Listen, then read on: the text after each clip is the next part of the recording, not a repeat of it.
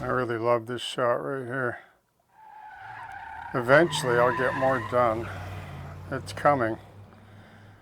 Layouts like this, boy, they take a lot of work. I'm telling you. When you set a standard for yourself, you can't, you know, and we're all a little bit OCD, right?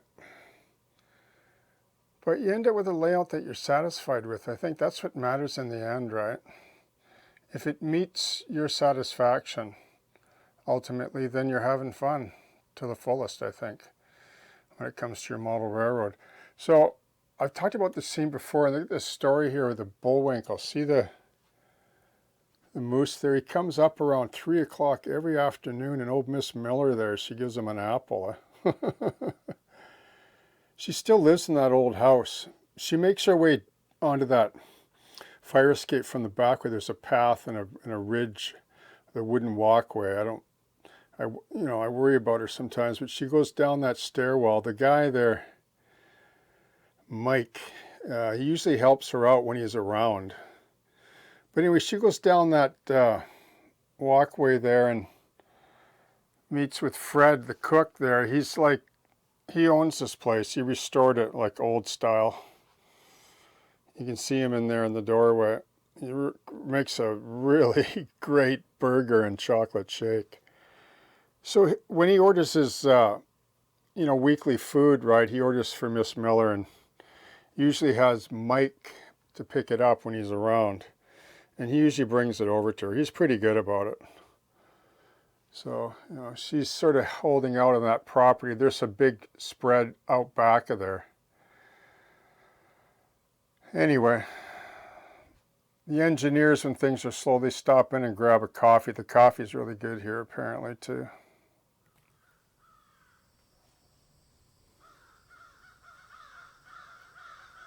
And this is a really awesome trout creek when you go further up. In there, when you hike in a ways, oh man, the fishing is so awesome. And they actually spawn that, like they go up this creek, you'll see where it runs out. It goes into this really deep ditch on the other side and another culvert, just right in about there. So it's kind of nice the way they put that restored station there too. They moved it, I mean, it's been moved several miles from the main where it used to be on the Canadian National. So the water, so they spent quite a bit of money to the salmon enhancement project. And they come through this storm drain. Well, it's like a storm drain, but the salmon actually spawn up through here. So it was pretty heavy regulations in Canada about that. I'm always glad that they take measures for that. Really nice, well, I mean, there's a nice sockeye run up there that's still, they've been trying to replenish the stocks, but trout and sockeye. It runs out into the Fraser here, not too far from Howe Sound. There's a load waiting to go out. There's a skidder going to the island with a cylindrical hopper full of grain and some pole cars or power lines up on the west coast of the island. They took a lot of damage of that last storm that we had. So they'll be loading those up when the ferry gets here. So they're waiting for that.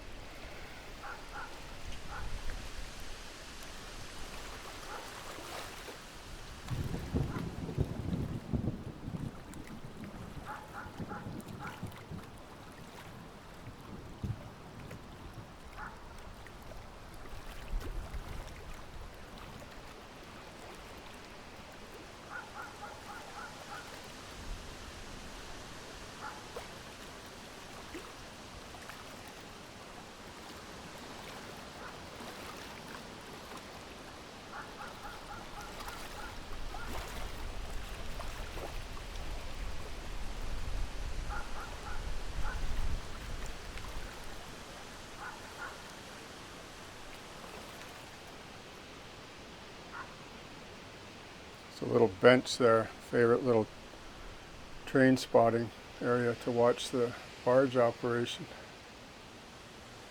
There's one of the doors to the brewery, back door. When it gets really hot here, you can see the lifesaver there. They go swimming in the river here. Even though they have signage, no swimming, no fishing, etc. Hard to deny that though when the weather gets hot. You can see there's the brewery alley.